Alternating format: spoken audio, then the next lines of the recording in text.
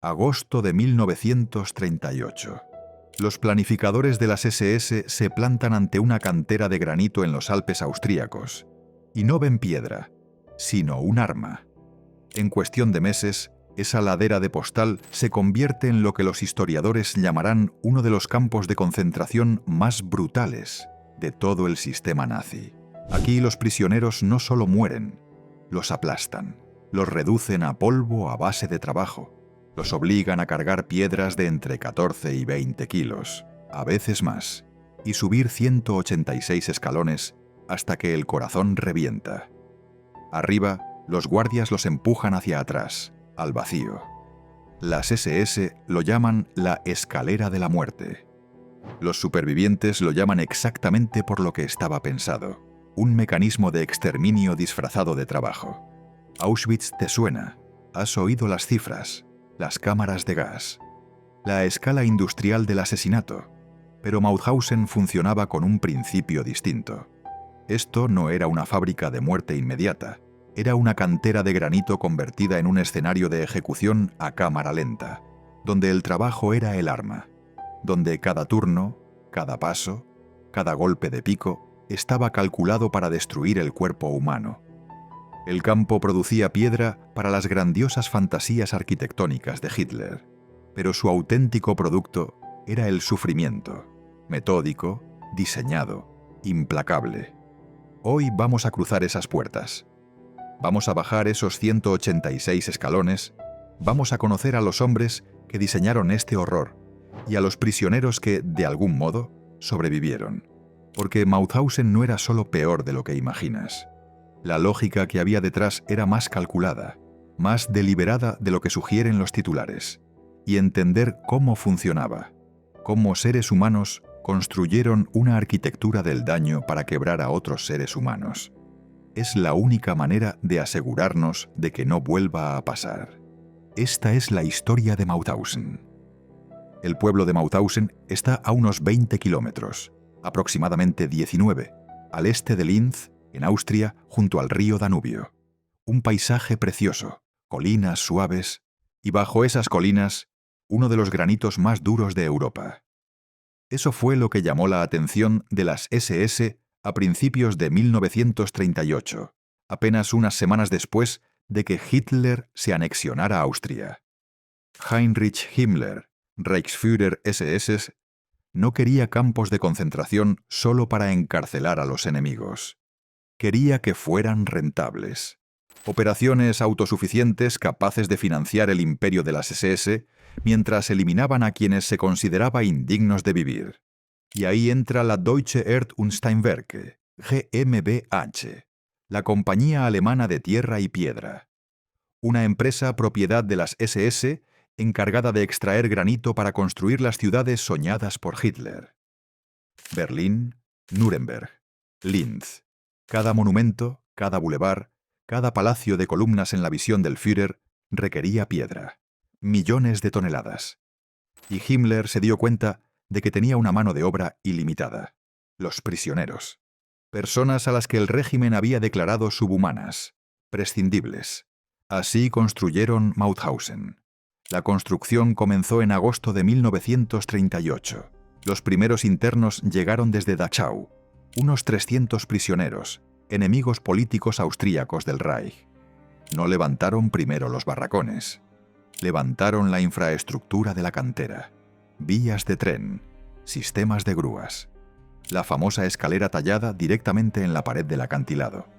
186 peldaños, irregulares, empinados, diseñados sin el menor respeto por la anatomía humana, porque no se trataba de eficiencia. Si lo hubiera sido, habrían usado camiones o cintas transportadoras como cualquier operación industrial normal. Los escalones eran el objetivo. El sufrimiento era el producto. A finales de 1938, el campo albergaba alrededor de 1000 prisioneros. Esa cifra se disparó rápidamente durante 1939 y siguió creciendo. El 1 de enero de 1945, el campo principal tenía 73.351 prisioneros, con decenas de miles más repartidos en docenas de subcampos. A lo largo de toda su existencia, Aquí fueron encarceladas aproximadamente 200.000 personas. Pero Mauthausen no era como otros campos de concentración. Tenía una designación especial, categoría 3. Los campos de grado 3 estaban reservados para enemigos políticos incorregibles del Reich. Personas a las que los nazis creían imposibles de reeducar, solo de destruir. Era la clasificación más dura del sistema. Una sentencia de muerte antes incluso de llegar. El 9 de febrero de 1939, Franz Giereis se convirtió en comandante del campo, un cargo que mantendría hasta el final. Entendió perfectamente su misión. No dirigía una prisión, dirigía una instalación de exterminio disfrazada de campo de trabajo, y lo más perverso era que el propio trabajo hacía el asesinato. No hacían falta fusilamientos masivos que traumatizaran a los guardias. No hacían falta cámaras de gas, al menos al principio. Solo trabajo brutal, raciones de hambre y piedra. Bloques de granito de entre 14 y 20 kilos, a veces más, subidos por 186 escalones, 12 horas al día, todos los días, hasta que el cuerpo cedía. Las SS hicieron sus cálculos. Sabían exactamente cuántas calorías necesita un ser humano para sobrevivir a un trabajo duro. Y luego daban raciones deliberadamente insuficientes. Sabían cuánto peso podía cargar un hombre desnutrido antes de que la columna se comprimiera. Le hacían cargar más. Sabían que el corazón humano no aguanta ese ritmo con raciones de hambre. Y lo miraban fallar, lo documentaban. Ajustaban las cuotas para maximizar la muerte, manteniendo solo a los supervivientes justos para que la operación siguiera funcionando.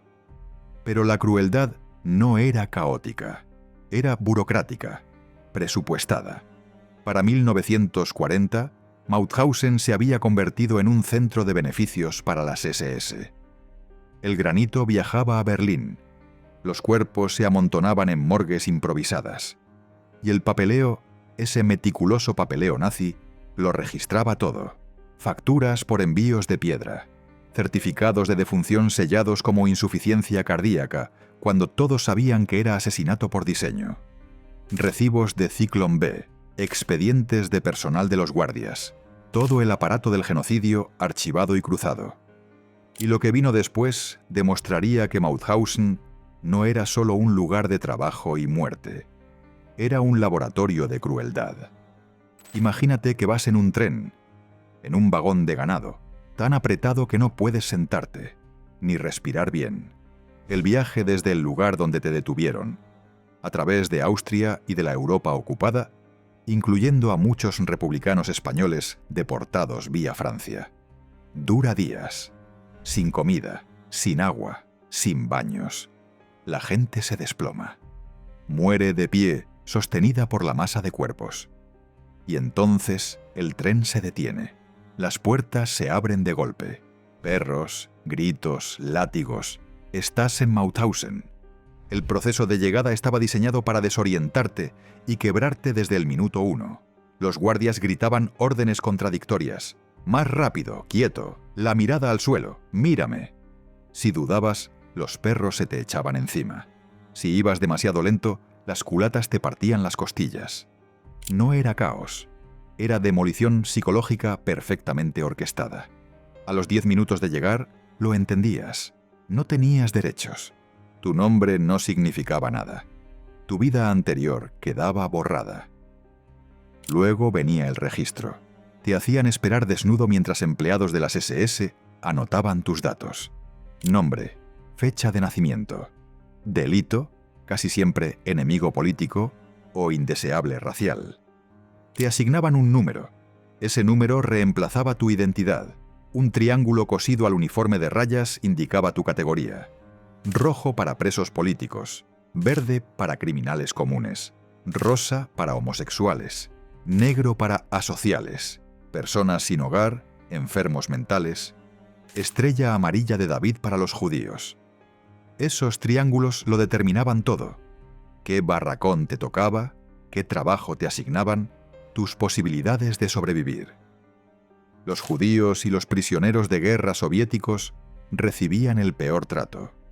Las SS ni lo disimulaban. Tras el registro te rapaban la cabeza, te quitaban la ropa, te daban un uniforme, si tenías suerte. Muchos prisioneros llevaban solo un pijama fino, a rayas incluso en los inviernos austríacos, cuando las temperaturas caían por debajo de cero. Zuecos de madera en lugar de zapatos, sin ropa interior, sin calcetines. Te llevaban a tu barracón, largos edificios de madera pensados para 300, pero con 800 dentro. Literas apiladas en 3 alturas, con apenas medio metro entre ellas. Compartías una tabla con otros 5 hombres, sin colchón. Una manta fina para 3.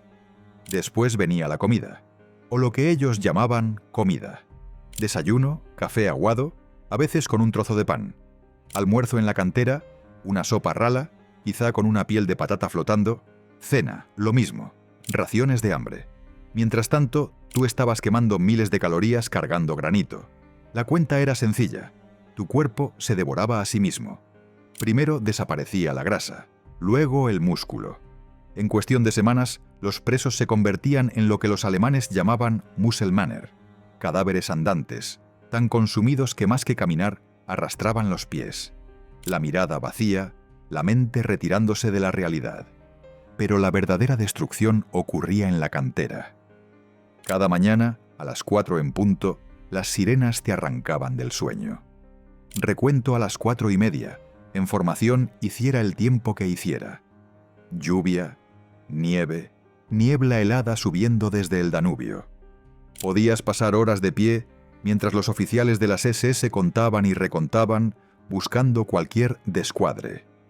Si alguien había muerto durante la noche, y siempre moría alguien, sacaban el cuerpo a rastras y lo colocaban de pie para que el número cuadrara. Tú permanecías al lado de cadáveres. Era lo normal. Luego, la marcha hacia la cantera, unos 15 minutos por un sendero empinado hasta las fosas de piedra bajo el campo.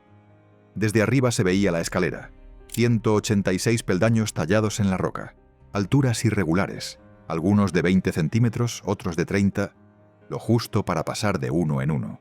Abajo, el trabajo empezaba en el acto: taladrar, golpear, hacer palanca para soltar bloques enormes de granito.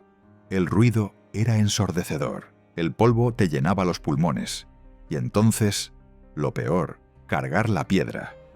Las SS obligaban a los prisioneros a llevar bloques que solían pesar entre 14 y 20 kilos, aunque a algunos les hacían cargar piedras mucho más pesadas.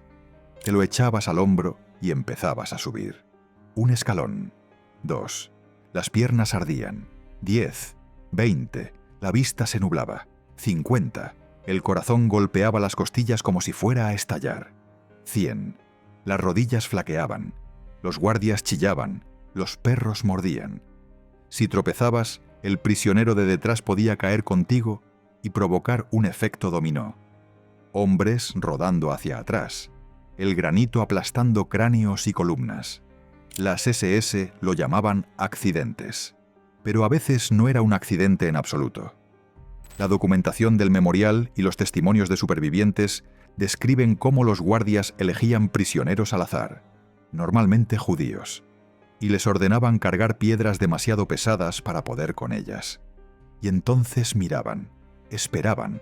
Cuando por fin las piernas del prisionero cedían, los guardias lo pateaban hacia atrás, o simplemente lo empujaban. El hombre caía rodando por los escalones, chocando contra otros, con los huesos rompiéndose contra el granito. Y cuando llegaba al fondo, los guardias ordenaban a otros prisioneros que subieran el cuerpo de nuevo y que lo tiraran otra vez. Las SS lo llamaban saltos en paracaídas, Fallschirmspringer, en alemán. Más tarde, testigos declararon que los escalones estaban resbaladizos de sangre y de restos humanos. No había manera de no pisarlo. Esto pasaba a diario, varias veces. Y si sobrevivías a la cantera, regresabas al campo para el recuento de la tarde. Otra vez. Otra hora de pie, en formación. Luego tu ración de sopa. Luego los barracones. Luego dormir, si a eso se le puede llamar dormir. Tirado sobre tablones de madera, rodeado de hombres que gemían, que se morían. El olor de la disentería y la muerte lo inundaba todo, los piojos por todas partes, propagando el tifus. Cada mañana el responsable del barracón sacaba a los muertos. A veces 10 cuerpos, a veces 30. Ese era el circuito. Llegabas, te arrancaban la identidad, te daban lo justo para trabajar, pero no para vivir. Te explotaban hasta que el cuerpo fallaba. Y entonces te retiraban. Y todo el proceso quedaba documentado, archivado, comunicado a Berlín con una precisión burocrática escalofriante. Pero la cantera no era la única forma en que Mauthausen mataba. Si los escalones eran lo más famoso de Mauthausen, los otros métodos de asesinato del campo eran igual de calculados. Y todavía más sádicos. Las SS no querían solo muerte. Querían espectáculo, terror, una puesta en escena de dominación total que aplastara cualquier idea de resistencia.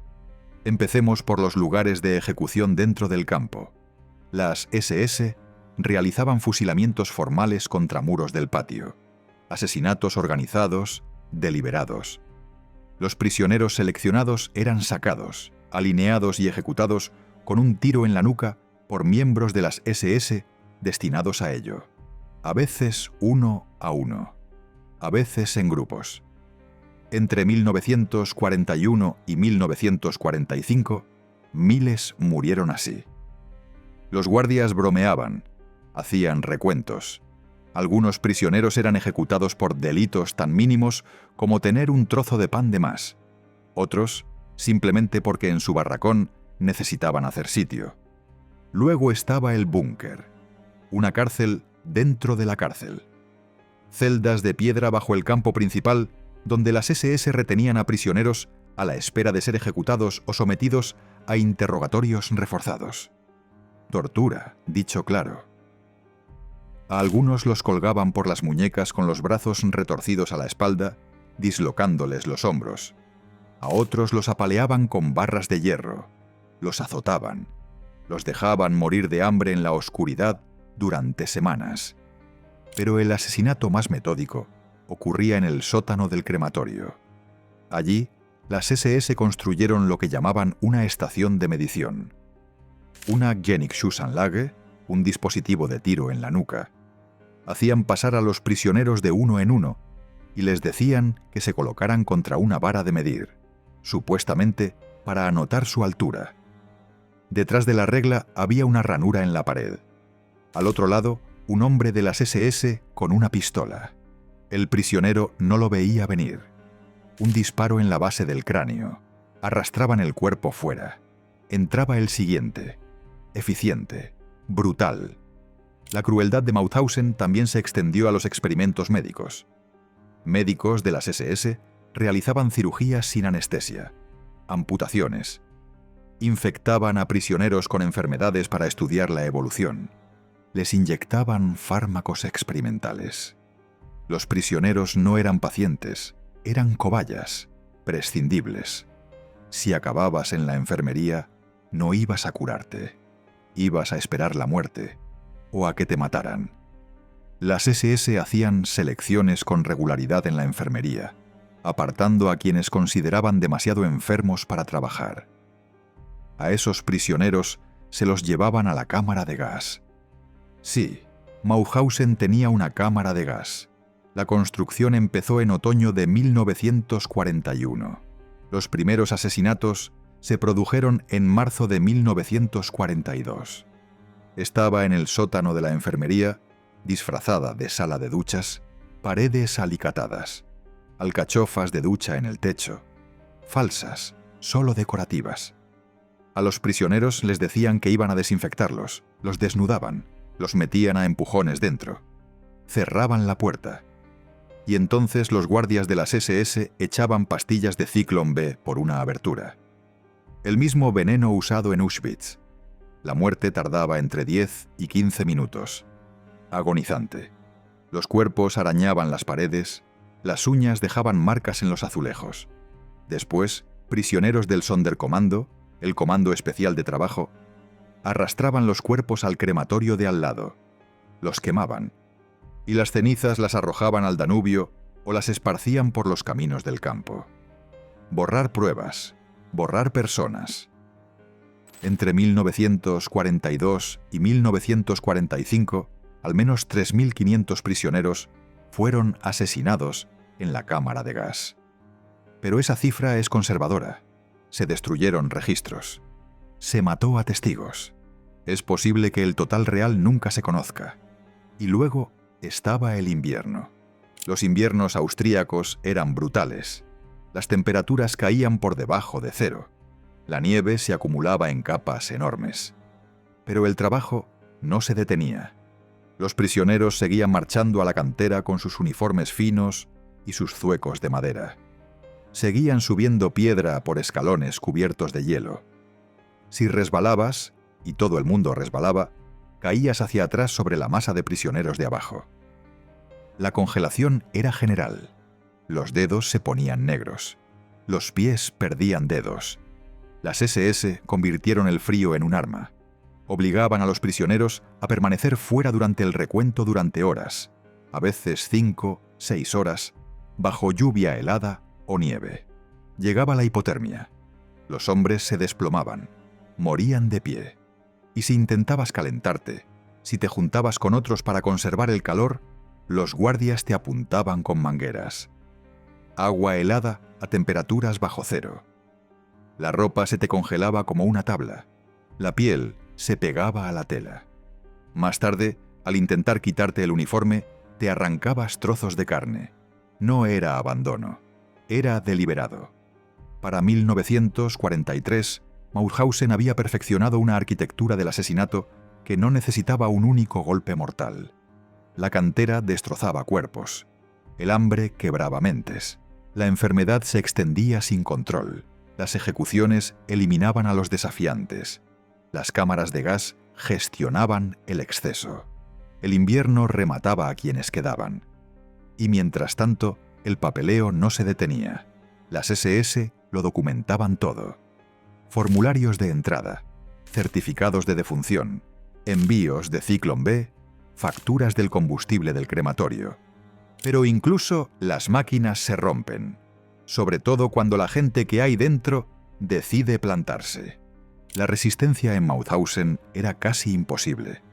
La designación de categoría 3 significaba vigilancia máxima, brutalidad máxima, castigo máximo por la infracción más pequeña. Pero la desesperación no entiende de imposibles, y bajo la superficie, los prisioneros se organizaron. Empezó en pequeño, redes de comunicación entre barracones. Los presos políticos, en especial republicanos españoles y comunistas austríacos, formaron el núcleo. Muchos de ellos ya habían luchado contra el fascismo en la Guerra Civil Española. Sabían lo que era la organización clandestina. Crearon un comité clandestino, funcionando en secreto absoluto. Sus objetivos no eran grandilocuentes. Primero, sobrevivir. Ayuda mutua. Compartir raciones extra cuando se podía. Avisarse de las selecciones de las SS. Documentar atrocidades pensando en una justicia futura. Y sabotearon. Los prisioneros que trabajaban en la cantera dañaban el equipo a propósito. Los taladros de granito se rompían por accidente. Los cables de las grúas se deshilachaban en momentos demasiado oportunos. Los envíos de piedra a Berlín llegaban agrietados e inservibles. Las SS sospechaban sabotaje, pero no podían demostrarlo sin investigaciones largas que ralentizarían la producción. Así que la rebelión silenciosa siguió. Actos pequeños, desafíos mínimos, pero importaban. Recordaban a los prisioneros que seguían siendo humanos, que aún podían elegir. Para 1944, la red de resistencia se había ampliado. Sacaban información del campo a través de trabajadores civiles de la cantera, austríacos que sin ser resistentes activos, estaban dispuestos a llevar mensajes. Esos mensajes llegaron a la inteligencia aliada. Descripciones detalladas del plano del campo, posiciones de los guardias, horarios de ejecuciones. La resistencia esperaba que esa información acelerara la liberación, o al menos que el campo fuera bombardeado y el sufrimiento terminara, aunque eso implicara morir ellos también. Pero el acto de resistencia más dramático llegó en febrero de 1945. La Mühlviertler Hasenjagd, la caza de la liebre del Mühlviertel. Casi 500 oficiales soviéticos presos en Mauthausen intentaron una fuga desesperada. Los tenían en el bloque 20, aislados del resto, sometidos a un trato especialmente brutal. Sabían que la liberación se acercaba. Las fuerzas soviéticas avanzaban desde el este, los estadounidenses desde el oeste. Pero también sabían que las SS planeaban ejecutarlos antes de que llegaran los aliados. Así que decidieron correr. La noche del 2 de febrero, durante un bombardeo aliado que dejó el campo sin electricidad, los prisioneros se fugaron, reducieron a los guardias, rompieron el alambre de espino y se dispersaron por el campo austríaco a temperaturas bajo cero, con solo sus uniformes de rayas. Las SS se movilizaron de inmediato. Llamaron a unidades de la Wehrmacht, a la policía local y, lo más vergonzoso, armaron a civiles austríacos. Ofrecieron recompensas por prisioneros muertos. Lo que vino después fue una masacre. Granjeros, vecinos, austríacos corrientes persiguieron a hombres helados, desarmados, y los asesinaron. Les dispararon, los mataron a golpes con herramientas del campo. Los entregaron a las SS para que los ejecutaran. De los casi 500 que escaparon, solo 11 sobrevivieron. 11. El resto fue abatido en cuestión de días. Sus cuerpos quedaron tirados en zanjas, en graneros, en la nieve. Las SS documentaron la caza con orgullo. Después de la guerra, varios civiles austríacos fueron procesados por su papel en los asesinatos. La mayoría recibió condenas leves. A algunos ni siquiera los acusaron. Dentro de Mauthausen, la resistencia se preparó para la liberación. Sabían que las SS intentarían destruir pruebas, quemar documentos, desmontar la cámara de gas, ejecutar a los testigos que quedaran. Así que escondieron registros, enterraron testimonios, se aprendieron de memoria nombres y caras de guardias. Se prepararon para declarar. Y cuando las SS empezaron a hacer planes para liquidar el campo a finales de abril de 1945, la resistencia hizo algo extraordinario. Retrasaron todo. Los electricistas del campo sabotearon equipos. Los empleados de oficina perdieron listas de ejecución. Los prisioneros de los comandos de trabajo bajaron el ritmo a propósito. Y sobre todo, lograron hacer llegar un mensaje a las fuerzas estadounidenses que avanzaban. Mauthausen existe. Hay miles aún con vida. Deprisa, los estadounidenses venían. Pero la pregunta era si llegarían a tiempo. Al pasar abril de 1945 a mayo, Mauthausen se hundió en el caos. Las SS evacuaban otros campos ante el avance aliado y volcaron Mauthausen de prisioneros de todo el Reich que se derrumbaba. Un campo pensado para unos pocos miles llegó a contener más de 70.000. Se acabó la comida. Las enfermedades se dispararon. Los cuerpos se acumulaban más rápido de lo que podían quemarlos. Los hornos del crematorio funcionaban día y noche, incapaces de seguir el ritmo. La muerte lo rodeaba todo. Y entonces, el 5 de mayo de 1945, llegó la liberación. A la guerra en Europa le quedaban horas. Adolf Hitler estaba muerto. Berlín había caído.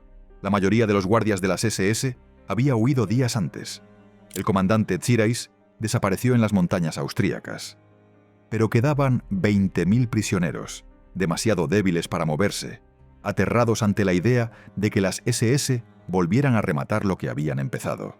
Las fuerzas estadounidenses de la 11ª División acorazada se acercaron al campo. Lo que vieron desafió cualquier comprensión. Figuras esqueléticas con uniformes de rayas miraban desde detrás del alambre, esqueletos vivos. Hombres que pesaban poco más de 30 kilos. Algunos no podían ponerse en pie. Otros se arrastraban hasta la valla, metiendo las manos huesudas entre los alambres. En cuestión de horas, llegaron más unidades estadounidenses. Soldados, sanitarios, capellanes. cortaron la corriente de la alambrada y abrieron las puertas. Y lo que encontraron dentro superaba cualquier informe, cualquier dato de inteligencia, cualquier preparación. Primero les golpeó el olor, putrefacción, excrementos humanos, enfermedad, y después los cuerpos. Montones de cadáveres apilados como leña fuera de los barracones, muertos en la enfermería, muertos en la explanada, muertos aún en las literas, indistinguibles de los vivos salvo por una cosa: no respiraban. Un soldado estadounidense escribió más tarde: «He visto la muerte. Combatí por toda Europa, pero nada me preparó para Mauthausen. Estos no eran soldados caídos en batalla. Eran personas destruidas de forma sistemática, a propósito, con planificación. No entendía cómo unos seres humanos podían hacer esto a otros seres humanos». Los estadounidenses empezaron a prestar ayuda de inmediato, pero era complicado. A prisioneros que llevaban años muriéndose de hambre, no podías darles comida sin más. El cuerpo entraba en shock. El síndrome de realimentación podía matarlos, así que los sanitarios les dieron pequeñas cantidades de caldo, vitaminas, y reintrodujeron las calorías poco a poco. Aún así, cientos murieron en la primera semana tras la liberación. El cuerpo estaba demasiado destrozado, demasiado al límite. Los mandos estadounidenses obligaron a civiles austríacos de la zona a visitar el campo. Les forzaron a ver lo que se había hecho en su propio patio. «No lo sabíamos», decían, pero los estadounidenses no les creyeron. Mauthausen estaba a unos 20 kilómetros de Linz. La cantera funcionó durante 7 años. La piedra pasaba por el pueblo. Los prisioneros marchaban por las calles rumbo a subcampos. El humo del crematorio se veía a kilómetros. Lo sabían. Eligieron mirar hacia otro lado. Y entonces comenzó la caza de los responsables. Franz Sireis fue capturado el 23 de mayo, escondido en un refugio de caza en las montañas austríacas. Los soldados estadounidenses le dispararon durante la detención. Si fue intencionado o no, sigue siendo objeto de debate. Herido de muerte, Sireis hizo una confesión antes de morir. Describió el funcionamiento del campo con detalle. Admitió haber ordenado ejecuciones. Culpó a Himmler de las políticas, pero aceptó la responsabilidad de haberlas aplicado. Su confesión se convirtió en una prueba clave en los juicios por crímenes de guerra. Otros miembros de las SS fueron detenidos rápidamente. Los médicos del campo responsables de experimentos y de las selecciones para la cámara de gas fueron capturados y juzgados por tribunales militares estadounidenses, declarados culpables de crímenes de guerra. Muchos fueron ejecutados en la horca. August I. Gruber, el Gauleiter de Alta Austria que supervisaba las operaciones de Mauthausen, fue juzgado en el proceso de Dachau sobre Mauthausen y ejecutado en Landsberg en 1947. En total, 61 miembros de las SS y capos fueron condenados en los juicios del complejo Mauthausen-Gusen. 58 recibieron pena de muerte. 49 fueron ejecutados en mayo de 1947. Estos juicios fijaron precedentes legales fundamentales. Demostraron que cumplir órdenes no era una defensa ante crímenes contra la humanidad, que los burócratas que firmaban papeles eran tan culpables como los guardias que apretaban el gatillo, que el asesinato sistemático, aunque se disfrazara de política laboral, era genocidio, pero la justicia quedó incompleta. Miles de guardias de las SS se esfumaron en la Europa de posguerra, cambiaron de nombre, se mezclaron con la sociedad. Muchos nunca fueron capturados. Algunos vivieron cómodamente durante décadas. Murieron de viejos, sin pisar un tribunal. ¿Cuántos murieron en Mauthausen? La pregunta parece sencilla. La respuesta no lo es. Las SS llevaron registros, documentación burocrática meticulosa, hasta que dejaron de hacerlo. En abril de 1945, al acercarse la liberación, destruyeron archivos, quemaron documentos, borraron pruebas. Lo que queda son fragmentos, testimonios de supervivientes, registros incompletos, investigaciones forenses aliadas. Y a partir de esos fragmentos, los historiadores han reconstruido una aproximación del horror. Las estimaciones más conservadoras sitúan el número de muertos en Mauthausen y sus subcampos en torno a 100.000 personas, pero casi con seguridad, esa cifra se queda corta. Cuenta a los prisioneros registrados. Los que entraron en el sistema del campo recibieron número, quedaron documentados. No cuenta a los asesinados nada más llegar. No cuenta ejecuciones masivas de los primeros años, cuando el registro era menos riguroso.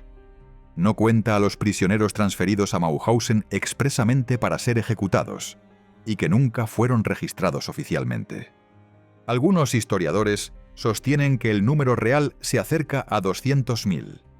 ¿Quiénes eran?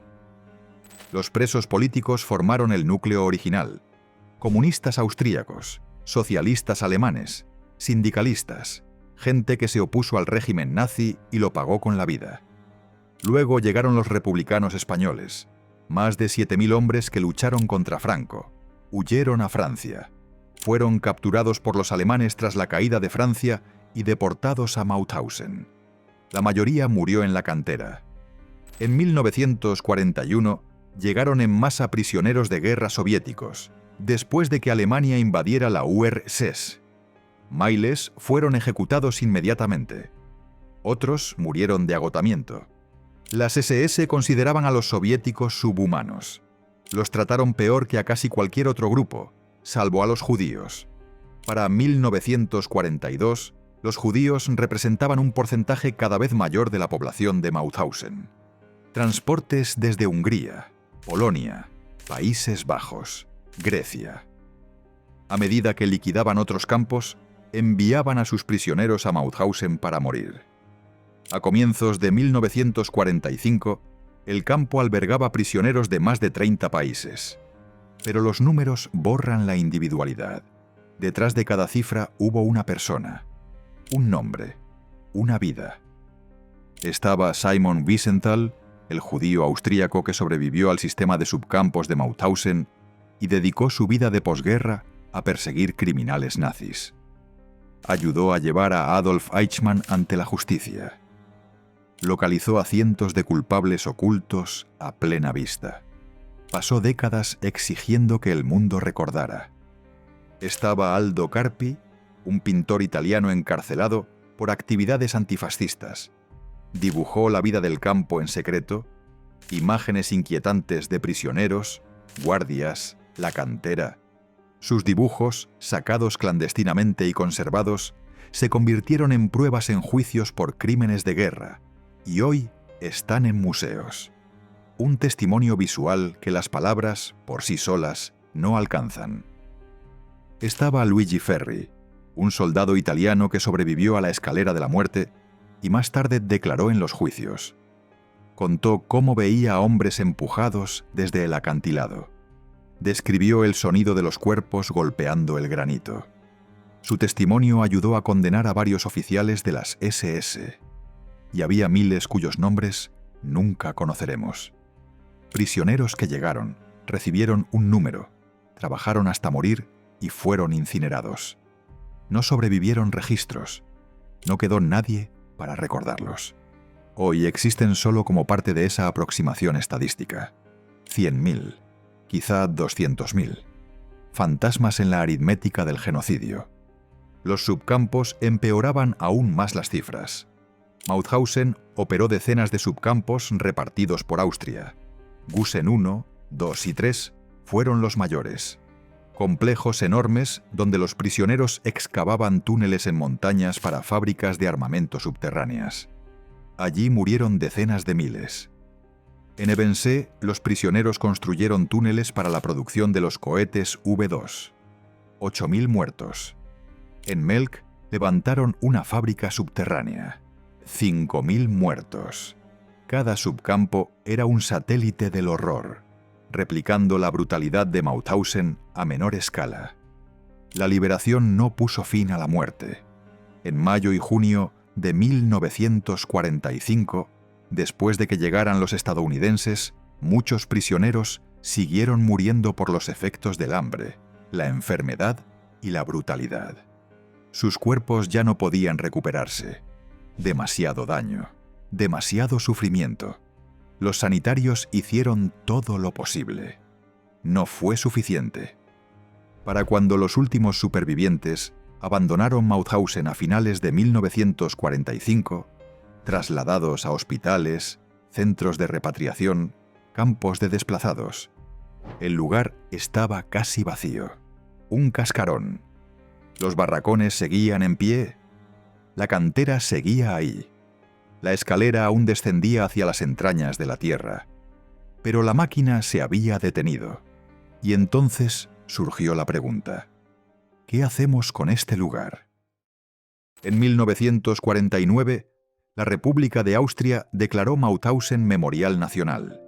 Se preservó el recinto, no como un museo de curiosidades, sino como una advertencia.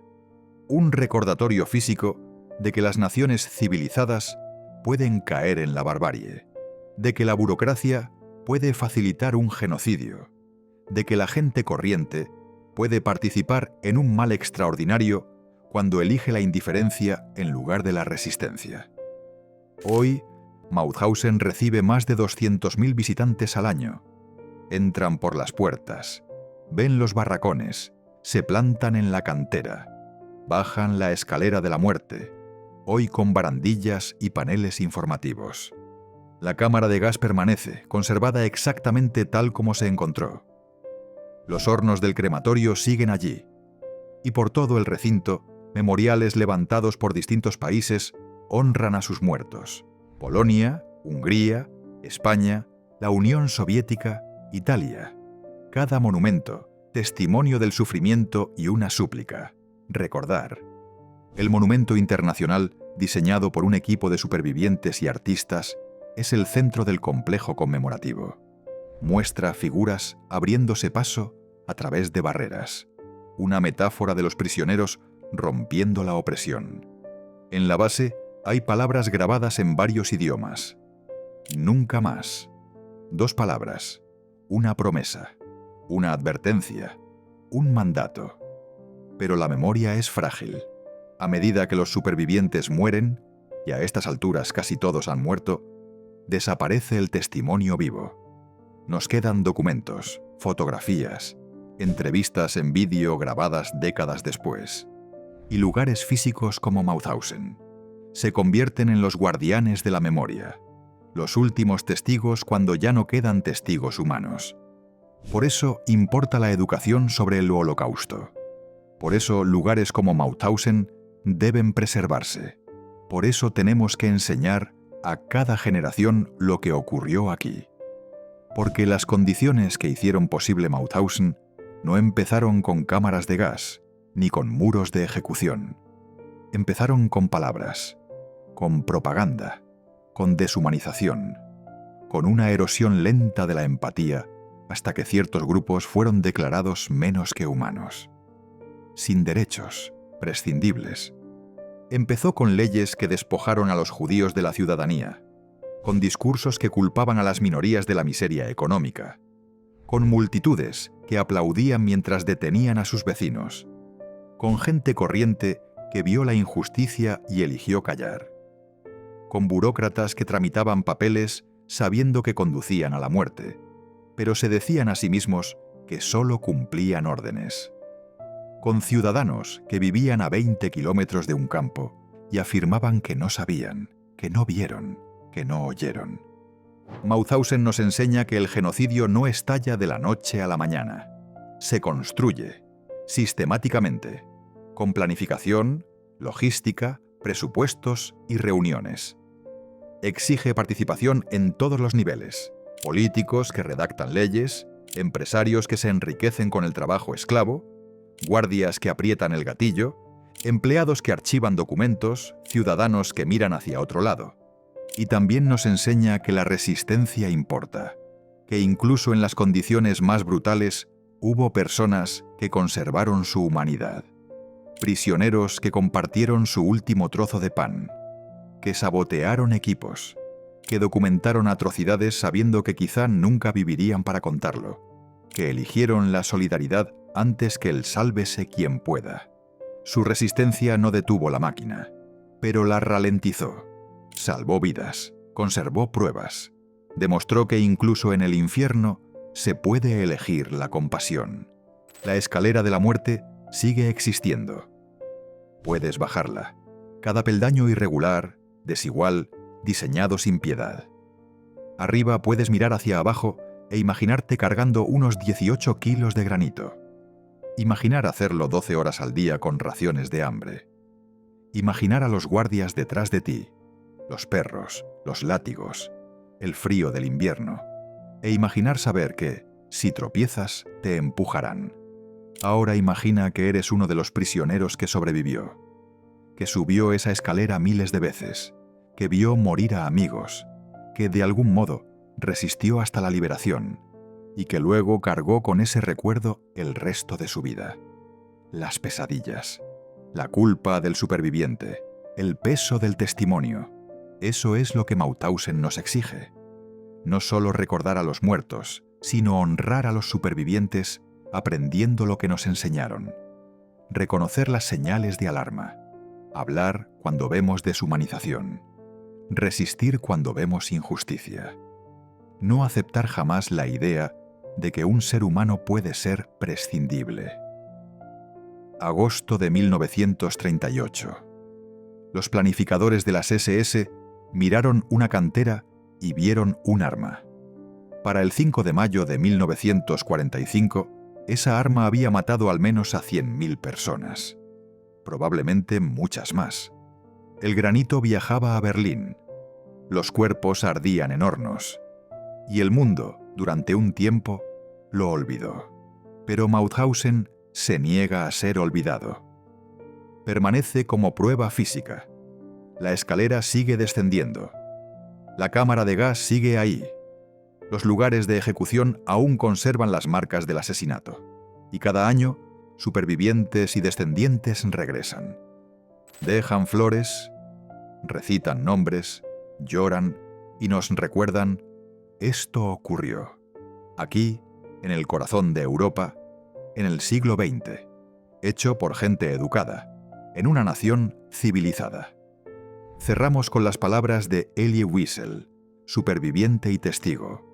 Por los muertos y por los vivos, debemos dar testimonio. Esta noche hemos dado testimonio de la escalera, la cantera, el mecanismo de muerte, el sufrimiento, la resistencia, la liberación, la memoria. Ahora la pregunta es tuya. ¿Qué harás con este conocimiento? ¿Dejarás que se diluya en la abstracción? ¿O lo llevarás contigo, entendiendo que la lucha contra el odio no es algo del pasado, es eterna? La lógica de Mauthausen era peor de lo que sugieren los titulares, pero, sobre todo, fue real. Y recordar esa realidad es la forma de impedir que vuelva.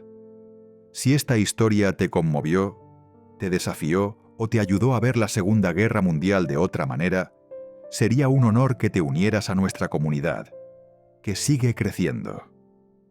Suscribirte no es solo hacer clic, es una manera de apoyar historias más potentes, más voces olvidadas y más verdad del pasado.